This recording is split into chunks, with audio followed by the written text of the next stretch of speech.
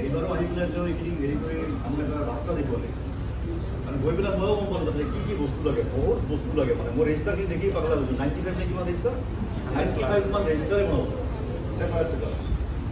এইবিলাক গোটেইখিনি মিলাই মেলি আহি পেলাই তেওঁলোকে গোটেইখিনি কৰিছে তাৰ কাৰণে আমি আমাৰ ফালৰ পৰা সকলোৰে পৰা কংগ্ৰেছক ধন্যবাদ জনাইছোঁ ৰিকুৱেষ্ট কৰিছোঁ যে যিখিনি বস্তু আমি মিনিমাম এটা যিকোনো চাব চেণ্টাৰত যিখিনি বস্তু মিনিমাম বস্তু আমি মেইনটেইন কৰি লাগিব লাগে বা পাৰোঁ সেইখিনি বিষয়ে লগতে আলোকপাত কৰিব আৰু লগতে এম্বুলেঞ্চৰ কাৰণে যিখিনি কৰিলে বা যেনেকৈ কৰিব লাগে সেইখিনি অলপমান ব্ৰিফলি অলপমান কৰি আমি সকলোৱে উপস্থিত হয় ধন্যবাদ ছাৰ তো আজি আমাৰ এই পবিত্ৰ মঞ্চত উপস্থিত থকা আমাৰ SDM ছাৰ আৰু মোৰ পৰা অহা মেডিকেল অফিচাৰসকল লগত বাইদেউ আৰু আমাৰ মোৰ অতিকৈ শ্ৰদ্ধাৰ আমাৰ ANM বাইদেউসকল লগতে আমাৰ MPW দাদাসকল আৰু মোৰ চিনিয়ৰ CHO বাইদেউসকল ভণ্টিসকল মই এটা কথা অনুৰোধ কৰিব বিচাৰোঁ যে এনকাছটো এনেকৈ একো নাই এনকাছটো চবেই কৰিব পাৰে যে আমি কৰিব পাৰিছোঁ বুলি আপোনালোকে নোৱাৰিব এনেকৈ একো নাই চবেই এনকাছ কৰিব পাৰে কেৱল এটা মনত এটা গাঁঠি ল'ব লাগে যে অল CPSC টিম মেম্বাৰে এটা ভাবিব লাগিব যে আমি এটা ফেমিলি আৰু আমি টিম ৱৰ্ক কৰিম আৰু টিম ৱৰ্ক কৰিলে আমি নিশ্চয় আমি কোৱালিটি ছাৰ্ভিচটো দিব পাৰিম যদি আমি কোৱালিটি ছাৰ্ভিচ দিব বিচাৰোঁ টিম ৱৰ্ক অবিহনে আমি কেতিয়াও অসম্ভৱ কৰিব নোৱাৰোঁ তো আমি এতিয়া যেনেকৈ লালমাটি HWC বা আয়ুষ্মান আৰোগ্য মন্দিৰত আমি 95.24% পাইছোঁ এইটো অল অভাৰ আসামত আমি হায়েষ্ট স্ক'ৰ ইতিমধ্যে লাভ কৰিছোঁ আৰু আমি যেতিয়া আমি কিয়ত গ'লে এইটো একো নাই আমি জাষ্ট মনত থিংক কৰিব লাগে আৰু ভাবিব লাগিব আৰু লিড লোৱা মানুহজনক অলপমান মটিভেট কৰিব লাগিব আৰু লগতে আমাৰ ফেমিলিৰ দৰে কাম কৰিব লাগিব ফাৰ্ষ্ট থিং এটা ভাবিব লাগিব এনকাছ আৰু কায়াকল্প এনকাছ আৰু কায়াকল্প দুটা ডিফাৰেণ্ট টাইপ কায়াকল্পত কি চাই সাধাৰণতে আপোনাৰ ক্লিননেছটো চাই হাইজিনবিলাক চাই তো এনকাছত আমাৰ কি চাই ইনফেকশ্যন কণ্ট্ৰলৰ পৰা আৰম্ভ কৰে কোৱালিটি ছাৰ্ভিচটো চাই সেই কোৱালিটি ছাৰ্ভিচটো আমি 7টা কনচাৰ্ণ বেৰিয়াৰৰ ওপৰত যদি আমি কাম কৰোঁ তেতিয়া আমাৰ ছাকচেছ হয় সাধাৰণতে সদায় এটা থিংক কৰিব লাগিব যে আমি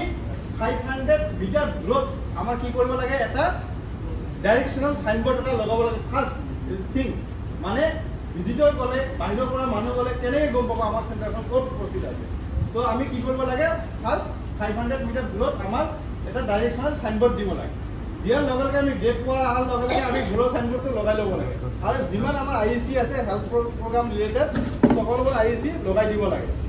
লগোৱাৰ পিছত আমি তেতিয়া লাহেকৈ আমি চেণ্টাৰৰ ভিতৰত যেতিয়া সোমাম চেণ্টাৰটো এক কথাত আমি নিট এণ্ড ক্লিন হ'ব লাগিব আৰু কোৱালিটি ছাৰ্ভিচ দিব হ'লে আমাৰ ৰেজিষ্টাৰখিনি থাকিব লাগিব তো টাইম টু টাইম আপডেশ্যন থাকিব লাগিব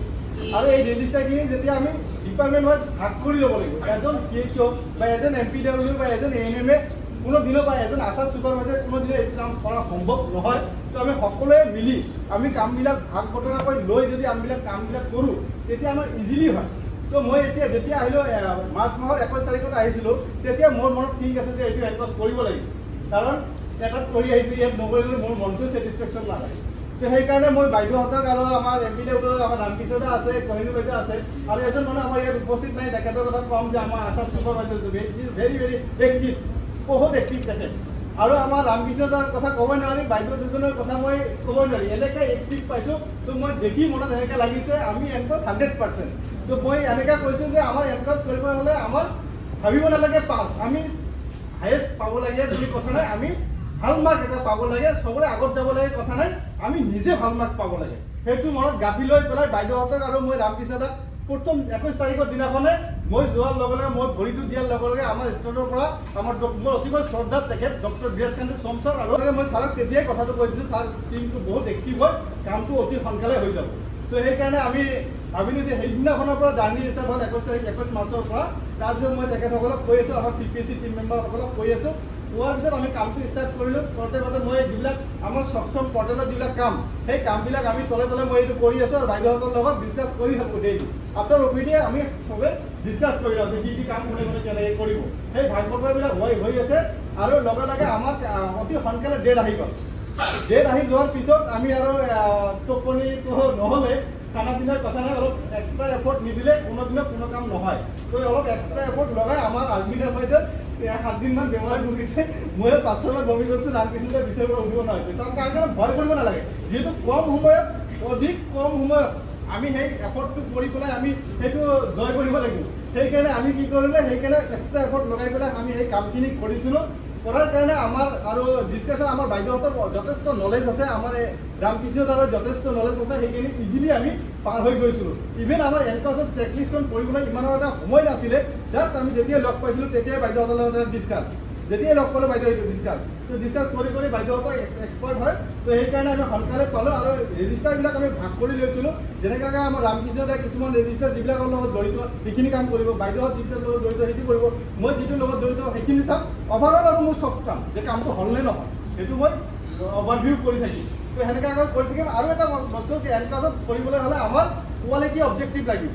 যে লাষ্ট 3 মান্থৰ যিটো আমাৰ স্মাৰ্ট ৱৰ্কৰ কাৰণে এটা কোৱালিটি অবজেক্টিভ লাগে। সেই কোৱালিটি অবজেক্টিভটো আমি 3 মাহৰ মূৰে বনাই ল'ব লাগে, যে এই 3 মাহত আমি নেক্সট 3 মাহৰ ভিতৰত কি কাম কৰিম, আজিৰ ডেটৰ পৰা আমি নেক্সট 3 মান্থ কি কাম কৰিলে আমাৰ ভাল হ'ব, সেইকেইটা আমি স্মাৰ্ট অবজেক্টিভ বা কোৱালিটি অবজেক্টিভকে বনাই ল'লোঁ, যে এই 3 মাহৰ ভিতৰত আমি এইকেইটা বস্তু সমাধান কৰিম। যেনেকৈ এটা এক্সাম্পল দিছোঁ, ধৰক এটা CBAC ফিল আপ কৰিব লাগে, এই মাহত ধৰক মোৰ CBAC 230 হৈছে, মই এইটো 230 নহয়, মই এতিয়া 260 কৰিব লাগে। তো মই এইটো ইনক্ৰিজ কৰিম নেক্সট 3 মাহৰ ভিতৰত। যেনে এতিয়া মই RCS প্ৰেগনেণ্ট ওমেনৰ ফাৰ্ষ্ট টাইম ষ্টাৰৰ যিটো আমাৰ এণ্ট্ৰি হৈছে আমাৰ ধৰক 90% নহয়, 90% নহয়, আমি 100% 3 মাহৰ ভিতৰত ইনক্ৰিজ কৰিম।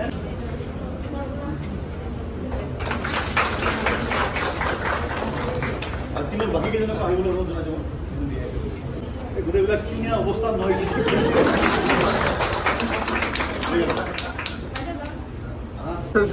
এনকষ্ট সোনকালে কৰিলে হ'ল।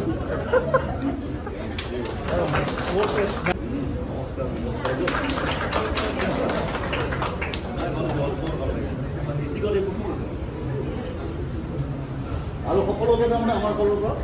এডাল বহুত লিখা মেলা কৰিছেতো।